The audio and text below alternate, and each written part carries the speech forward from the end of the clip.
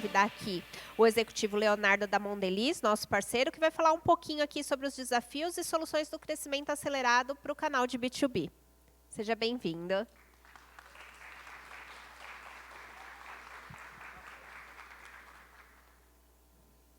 Bom dia.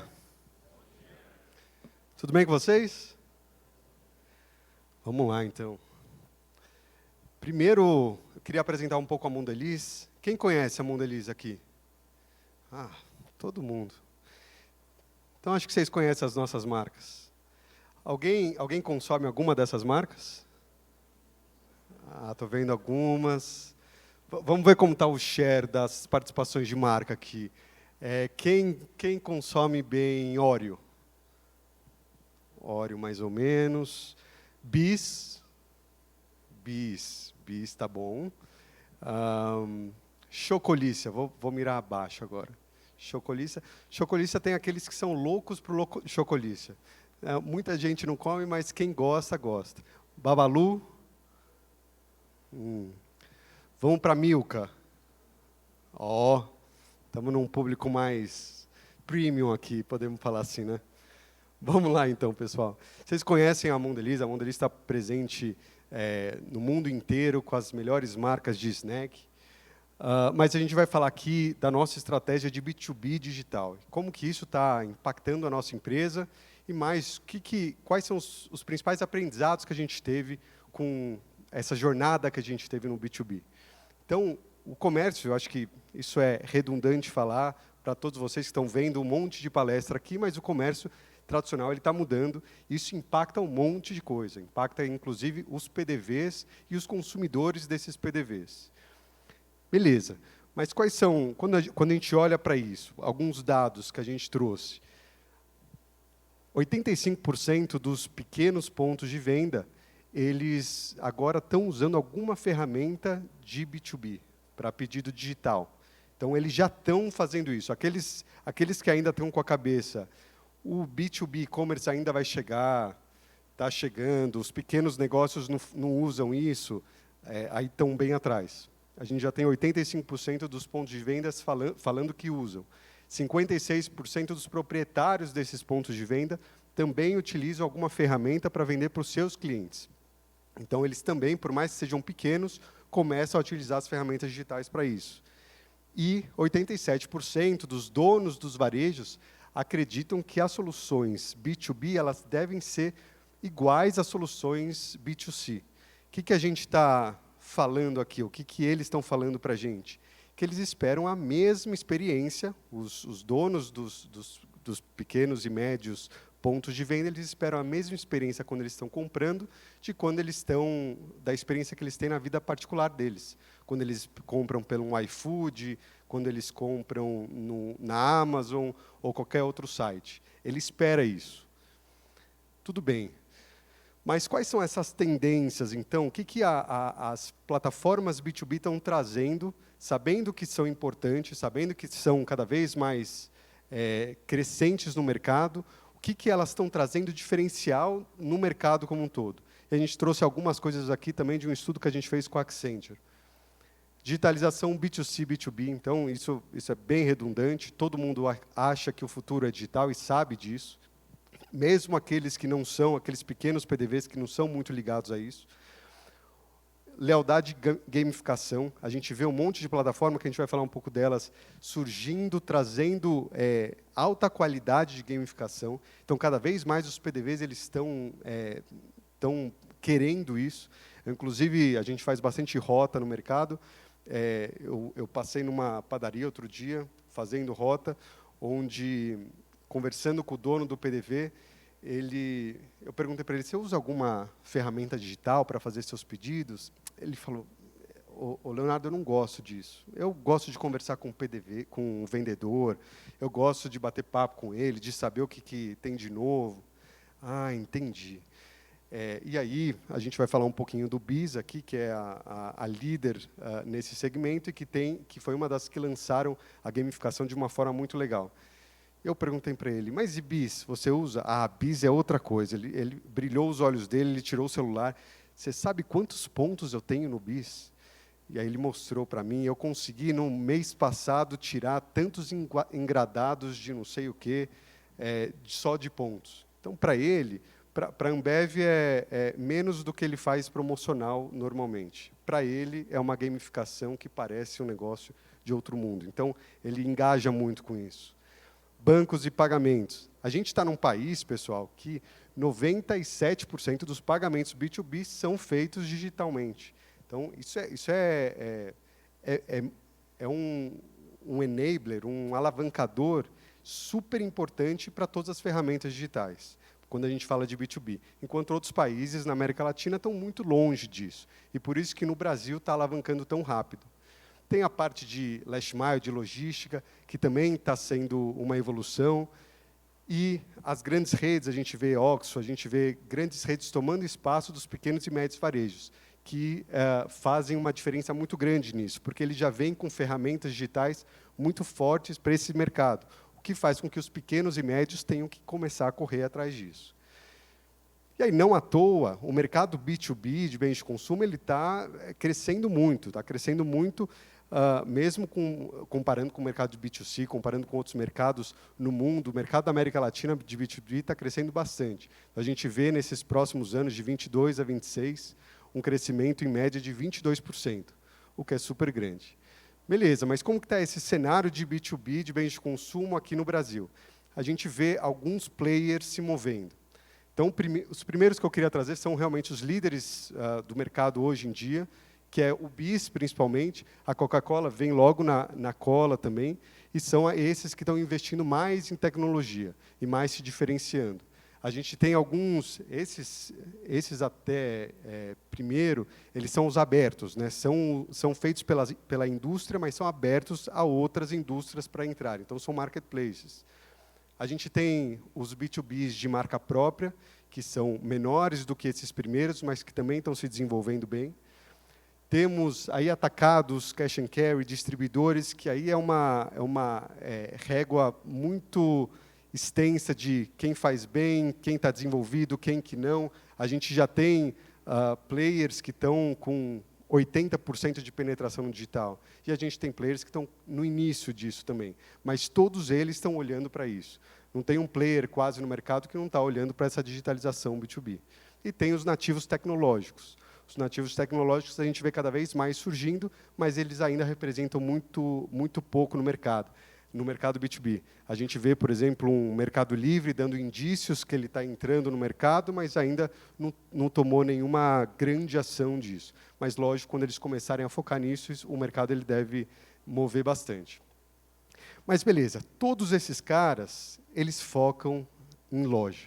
Esse é o grande negócio. Quem que vai dar a melhor experiência para o dono da loja, do pequeno e médio varejo?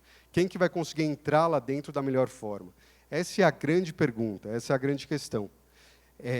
E aí eu queria trazer para vocês uma ideia, que isso também foi feito em parceria com a Accenture, um dia da vida do seu Luiz, que é dono de um pequeno varejo, uma vendinha, em 23 versus 2030. 2023 versus 2030. Isso foi feito, obviamente, no ano passado. Então, a gente vê o seu Luiz, em 23, ele depende muito do vendedor. Ele espera o vendedor chegar toda semana para fazer a compra dele, para perguntar o que tem de novo e para fazer o pedido dele. A parte de pedidos digitais é muito pequena para ele. Não é tão relevante. É 25%, já começa a representar alguma coisa, mas ainda é muito pequeno. O seu Luiz, ele sempre recebe o pedido 48 horas depois do que ele compra. Não importa o que ele faça, ele sempre vai receber isso. Mesmo se acabou o estoque dele, ele precisa urgente, não importa, ele vai receber 48 horas. Ele compra apenas o que ele está acostumado a comprar. O seu Luiz, ele faz isso há 10 anos. Ele já sabe o que dá certo e o que não dá certo. Então, ele compra só o que ele é acostumado a comprar. E ele sabe o que os clientes dele gostam e compra baseado nisso. E o seu Luiz, ele não participa de plano de lealdade também, ele não vê muita diferença em relação a isso. E aí, qual que é o papel de vendas, da indústria, quando a gente fala de vendas? Quando a gente vê o vendedor é pedido, pessoal. Hoje, o vendedor é pedido. O vendedor, ele fica os seus 15 minutos, em média, na loja, focando em pedido. e aí o último minuto dele, ele faz alguma coisa de execução, ele oferece uma inovação, ou algo assim. E aí o pedido online ele fica somente focado em pedido complementar, foco em preço, em promoção. Agora, como que é o Seu Luiz em 2030? O Seu Luiz em 2030, e muitos PDVs a gente já vê convertendo para esse tipo de gestão, é um cara que ele gosta do vendedor, ele espera o vendedor, ele tem um relacionamento com o vendedor, mas o vendedor virou um cara muito mais estratégico para ele, para ajudar ele a estratégia de sellout, para trazer inovação para ele, mas não para fazer pedido. O Seu Luiz ele começa a confiar muito mais na tecnologia. 56% dos pedidos dele já são online, ou seja, a maioria dos pedidos dele já são online. As entregas são flexíveis. Então, se o Seu Luiz acabar, por algum motivo, o produto dele ele precisa para o mesmo dia ou para o dia seguinte, ele provavelmente vai pagar uma taxa a mais na entrega, mas ele vai ter isso. O Seu Luiz ele participa de programas de lealdade e esse é um dos grandes alavancadores desse, como eu contei, dessa padaria que eu visitei, para fazer os pedidos. Parte da reposição dele é por pedido sugerido. Então, o pedido sugerido está cada vez mais inteligente e oferece para o Seu Luiz o que realmente ele precisa. E não só isso, ele agora confia mais nas sugestões de loja perfeita.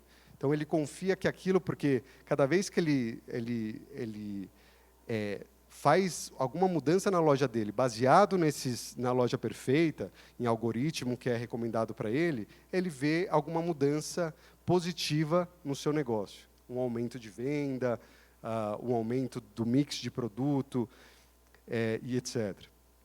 Como que é o processo de venda agora? O processo de venda do vendedor o vendedor ele vai para desenvolver portfólio. Ele quer melhorar o portfólio do Seu Luiz. Ele quer melhorar a execução em loja. Ele não vai mais para tirar pedido. Ele tira pedido como algo complementar, se é preciso. Ele faz ativação de inovação. E o pedido online, o Seu Luiz ele compra em 2, 3 plataformas diferentes. De todas aquelas que eu mostrei anteriormente, ele escolhe umas 2, 3 plataformas que ele compra, mais ou menos. Ele tem uma frequência de compra maior, ele tem um portfólio mais completo, tem promoções customizadas para ele, que o dono da loja vizinha do Seu Luiz não tem, porque é um hábito diferente de compra. Então, é muito diferente. E aí a gente consegue fazer algo cada vez mais personalizado para o Seu Luiz. Quando a gente fala da Mondelez, como que a Mondelez está trabalhando nisso tudo? A Mondelez tem, como a maioria das grandes indústrias, o canal direto e o indireto. Dentro do canal indireto, que é onde a gente foca as nossas estratégias de B2B hoje, a gente tem tantos distribuidores que atendem o Brasil todo, e a gente tem os outros, que tem atacados, tem o cash, tem outras ferramentas. E tudo isso para atender essa pequena loja. Como que a gente alavanca tudo isso com o digital? A gente tem a nossa estratégia do digital. Então, quando a gente fala em distribuidores, a gente coloca a nossa grande plataforma, que é a loja Mondelez. Quando a gente vai nos outros, tem outras iniciativas onde a gente vai diretamente nas plataformas e na negociação com players que já estão ali, com o Atacadão, com o próprio Bis, com uma Coca-Cola, com Martins, e etc. Mas eu queria falar um pouco para vocês de loja Mondelez. Então, quando a gente fala de loja Mondelez, essa é a carinha da nossa loja. Hoje a gente tem duas formas de comprar. A gente tem tanto a parte de website, onde tanto o varejo quanto o próprio vendedor do distribuidor podem tirar pedido ali, e a gente tem o WhatsApp. O WhatsApp é uma aquisição recente da gente, a gente começou no começo desse ano, onde o varejo, aí é exclusivamente o varejo, ele faz esse pedido online, ele conversa com a gente chama de Liz, que é a nossa consultora digital, vocês estão vendo a Liz aparecendo em todos os nossos slides, quase. A Liz é a nossa grande cara da digitalização dentro da Mondelez. E ele tem uma conversa extremamente customizada com aquele vendedor, baseado no que aquele vendedor compra, baseado no que aquele vendedor está dentro de incentivos, programas de incentivos da Mondelez. Mas por que a gente está fazendo a loja Mondelez? A gente já falou aqui que é uma tendência, está todo mundo olhando para isso, está todo mundo chegando nisso, mas por quê? Que isso realmente está trazendo diferencial para a gente. E aí eu trago 3 principais pontos. Tem um monte, pessoal, mas eu trago 3 principais pontos para vocês. O primeiro, melhor experiência gera aumento de vendas. Isso é muito, muito claro para a gente e talvez seja a maior bandeira que a gente usa lá dentro para fazer as nossas iniciativas digitais crescerem cada vez mais. A gente já prova que a gente tem um incremento de vendas muito grande quando a gente faz o cliente usar as nossas ferramentas digitais. E eu não estou falando só ferramenta digital versus offline. Eu estou falando omni. Então, aquele cliente que só usava os meios de venda tradicionais, só esperava o vendedor e comprava dele, compra menos do que aquele cliente que, além de comprar com o vendedor, usa alguma das duas ferramentas digitais. Isso está crystal clear para a gente, está realmente muito claro. O segundo ponto, first party data. Enquanto hoje a gente usa distribuidores e os dados são dos distribuidores, quando a gente começa a usar a loja Mondelez, os dados são nossos. A gente consegue ter acesso direto a esses dados porque passam pelas nossas plataformas. E aí sim a gente consegue cada vez mais customizar a comunicação com ele, as promoções, as ações, etc. E o terceiro ponto, competitividade e segurança. A gente vê um monte de plataforma sendo lançada, mas a gente precisa dar segurança para os nossos clientes, para os varejos, para os nossos distribuidores, que a gente tenha a segurança de ter a nossa própria loja. Isso deu certo? Eu não vou trazer os dados diretos aqui, mas eu posso falar que nosso plano de digitalização está se cumprindo. A gente está mais ou menos na metade desse caminho e ele está se cumprindo. Essa é a penetração que a gente tem do digital, da loja Mondelez, ou do digital, do B2B, dentro das nossas iniciativas do canal indireto. E aí, entrando aí um pouco mais no final, quais são, baseado em tudo isso, as 5 alavancas principais que a gente tem para conseguir para ter o sucesso que a gente teve até agora. E aí eu conversei com o meu time e a gente pensou quais são os 5 pontos desses 4, 5 anos que a loja Mondelez existe, que realmente fizeram a diferença para a gente chegar onde a gente está hoje. O primeiro é incentivos. Incentivos, aí está escrito errado, mas incentivos em vários aspectos. Tem o incentivo dos distribuidores, esse é um dos principais. O distribuidor, ele precisa da venda no curtíssimo prazo. Ele olha para isso, a gente sabe disso. Então, a gente precisa dar incentivos de curto prazo até realmente ele começar a ver valor naquilo, entender que realmente traz mais venda, entender todos os benefícios que traz a digitalização. Então, a gente deu uma série de incentivos para eles que foram chaves para eles comprarem essas iniciativas. A força de vendas, e aí a gente dividiu em força de vendas em 2 pontos. Eu falo força de vendas em manutenção, que é o mínimo que a força de vendas tem que ter para usar esses canais digitais, que basicamente é o seu variável. Pessoal, quando a gente vê que algum distribuidor ou alguma região não está performando, é batata. A gente sabe que está tendo algum problema na remuneração do vendedor. E aí a gente faz rota ali e a gente entende. Aquele distribuidor específico não está remunerando o vendedor no digital da mesma forma que ele remunera no offline. Aí não vai dar certo. Certamente o negócio não vai dar certo. Então a gente precisa garantir a força de vendas, o incentivo à força de vendas nessa parte de manutenção. E lógico, para iniciar esses projetos digitais, precisa ter uma alavanca a mais de crescimento do vendedor, para ter o convencimento dele dessa iniciativa digital. E, por último, incentivo de varejo. Então, o varejo precisa cada vez mais ver valor nisso. Então, tem a atração, tem o tempo para pegar essa atração para o varejo começar também a apostar nisso.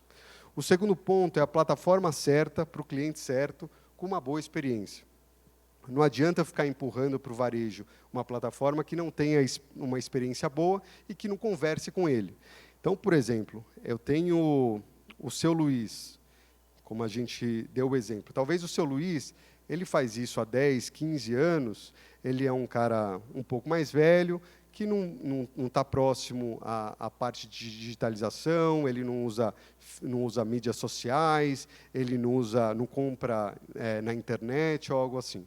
Então, se você der um website para ele fazer a compra, talvez o cara não vai converter, ou ele vai converter muito menos do que ele poderia se você desse uma ferramenta como um WhatsApp. Porque se o seu Luiz, ele pode não ser digitalizado, pessoal, mas eu garanto uma coisa, ele tem o WhatsApp. A penetração de WhatsApp no Brasil, vocês sabem, é gigantesca. Então, ele tem o WhatsApp. E é por isso que a gente lançou o WhatsApp. Metade dos nossos pontos de venda são tradicionais, são bares tradicionais, que são clientes muito pequenos, que muitas vezes não têm o dia a dia dele voltado para a digitalização. E o aplicativo, lógico, que facilita tudo isso. O outro ponto que eu trouxe para vocês, o terceiro, é a gestão dos stakeholders. Isso é chave, pessoal. Isso é chave pelo seguinte ponto.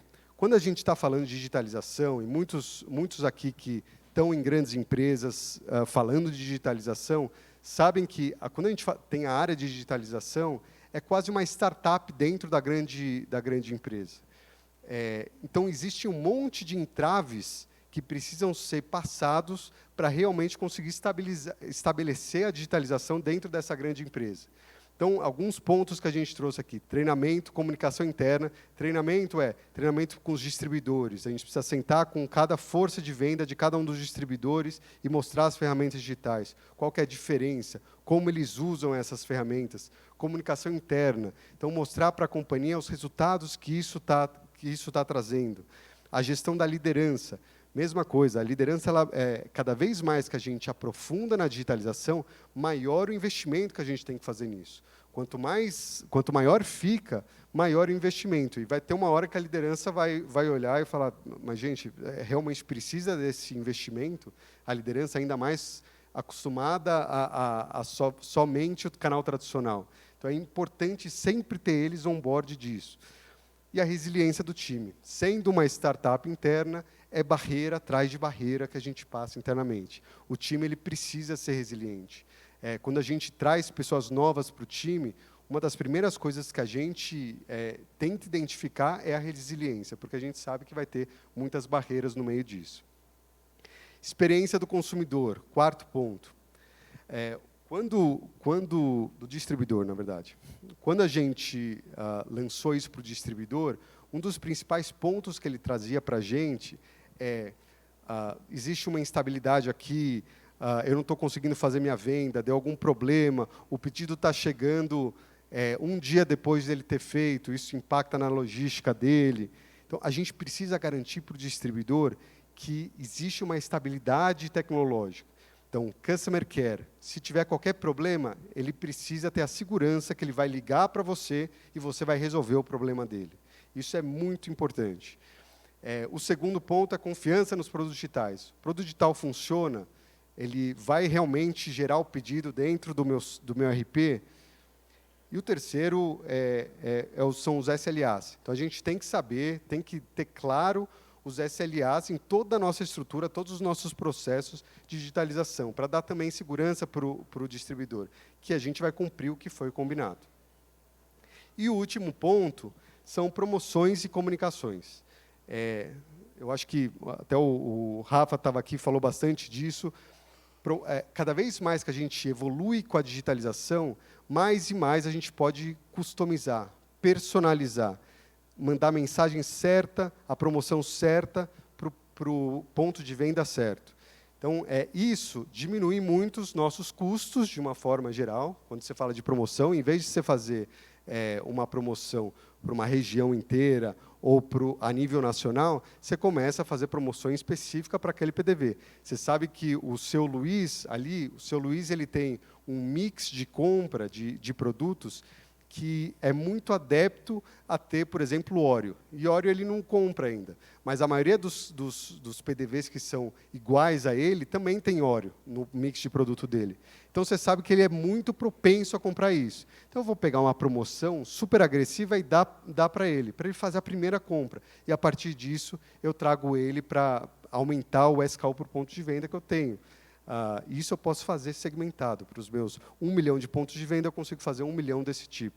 Isso é ouro, pessoal. A gente vê que o nosso ROI de promoção e de comunicação, ele explode entre a gente fazer um negócio segmentado, regionalizado, versus a gente fazer cada vez mais hipersegmentado. Então, Então, isso foi chave para a gente. Pessoal, eu acho que é isso que eu tinha que passar para vocês. Eu abro agora para perguntas, se vocês tiverem. Obrigado.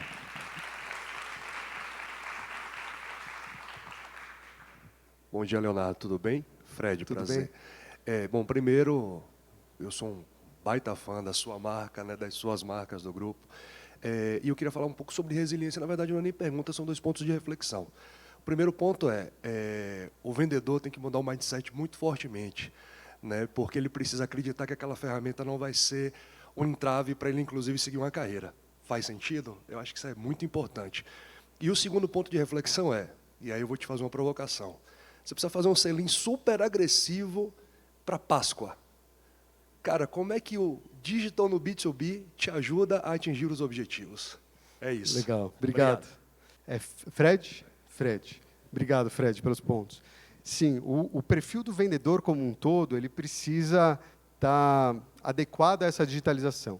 O mais importante para a gente é ele estar aberto a isso. Ele está aberto a essa mudança, porque a gente encontra muitos vendedores que não estão abertos, que às vezes fazem isso há 20 anos e falam, é assim que funciona. A gente já fez muitas rotas, meu time está aqui, eles estão de prova, a gente já fez muitas rotas em que o vendedor é revoltado. Então, ele fala, eu faço assim, ele conta até para a gente como que ele contorna as iniciativas de digitalização que a gente faz, de tão contra ele é aquilo.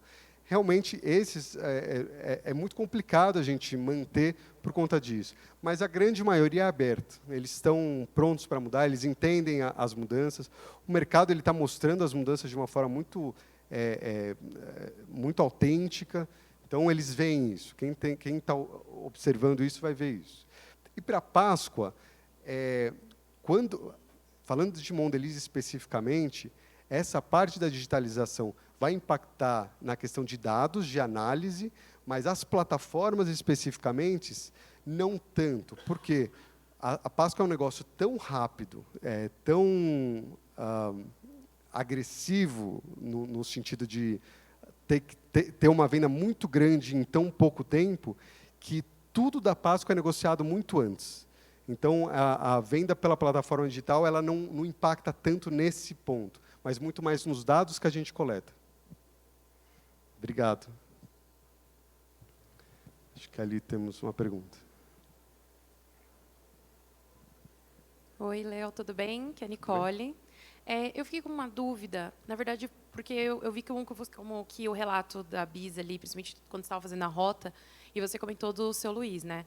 Então, ali a gente viu a comparação da atualidade e de uma projeção. A gente estava até na pesquisa da WGSN e a gente fala muito sobre o que é tendência e o que é futurologia, né? Então, a minha dúvida seria o seguinte, com base nessa experiência onde a Bis ela criou uma metodologia de trazer ali uma recompensa, né? Ela utilizou totalmente ali, para eu mudar esse comportamento do seu Luiz até 2030, eu preciso de algum incentivo, porque sozinho ele não vai querer, está cômodo hoje, né? Então, eles criaram essa metodologia de recompensa ali através dos pontos e tal. A Mondelez tem alguma projeção? Pensa em algo para isso? Como que vocês estão fazendo? O que vocês estão fazendo para colaborar com a mudança do comportamento de vários seu Luizes por aí? Legal. Como você chama? Nicole. Nicole. Obrigado pela pergunta, Nicole. Sim, a gente tem várias iniciativas que estão sendo formadas em relação a isso. Hoje a gente está com um incentivo muito forte do ponto de venda para começar a usar o WhatsApp, que é a nossa nova loja. As outras, o website já está sendo bastante usado, mas precisa daquele empurrão inicial quando a gente lança uma plataforma nova. Então, isso está sendo feito já. Então, no nosso caso, são missões que eles têm, em torno de, acho que 8 missões que eles têm. Hoje você compra tanto, depois você compra tanto, depois você compra tanto, e aí você ganha um prêmio no final.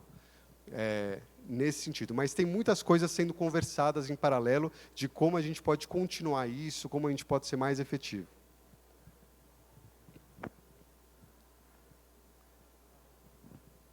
Bom dia, tudo bem?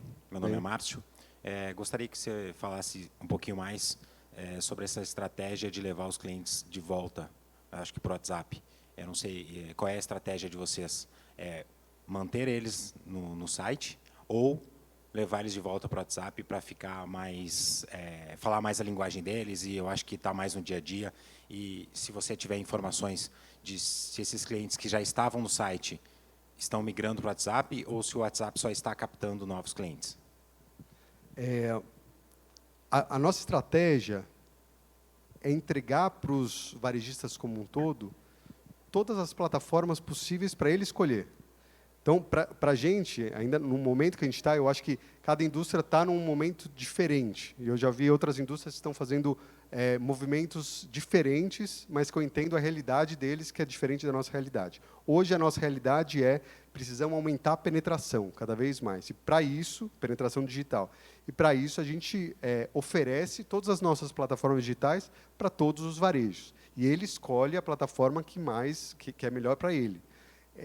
O WhatsApp ele tem um diferencial grande, que é a compra orgânica, então, que realmente é o PDV que faz a compra, e não um vendedor ali que faz a compra em nome do PDV, e a comunicação. O WhatsApp ele é muito mais que uma ferramenta de e-commerce, mas é uma ferramenta também de CRM, de comunicação, de você conseguir targetear cada vez mais esse cara, que não acontece tanto num website ou num aplicativo. Olá, tudo bem? Obrigada pela apresentação, acho que traz vários insights interessantes. Eu tenho duas perguntas. A primeira é, como você falou bastante em penetração, né, aumento de penetração, como vocês chegam no pequeno varejo, em que vocês não têm representante lá na ponta? Eu imagino que seja via distribuidor, mas como vocês exploram o canal digital para chegar nesse pequeno varejo, né, longe das capitais, em termos de comunicação, enfim, se é via e-mail, se vocês têm alguma ação via WhatsApp para chegar até esse varejista, né?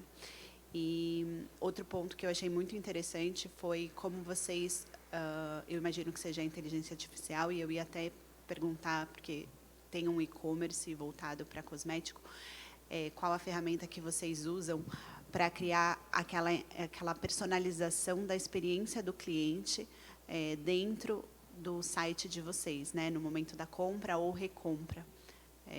Eu imagino, como eu falei, que seja inteligência artificial, mas se você puder recomendar a ferramenta, seria bastante interessante. Qual é o seu nome? Juliana, sou da Verdena Baby. Obrigado, Juliana.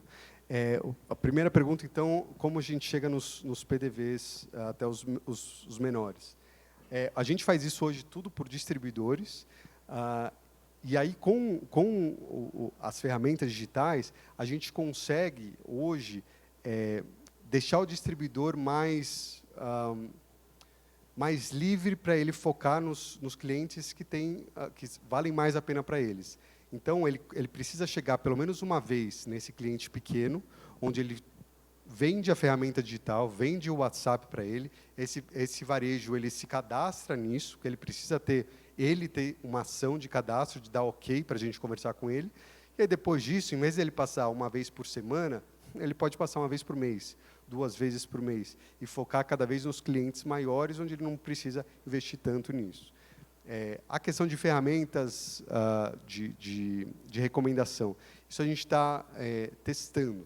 Então, a gente tem algumas ferramentas hoje que são próprias desses sites, mas são coisas que a gente está testando, sempre baseado em inteligência artificial. Tá bom? Mais alguém, pessoal? Não? Quem tiver mais pergunta, eu vou ficar aqui no final, a gente conversa. Obrigado, pessoal.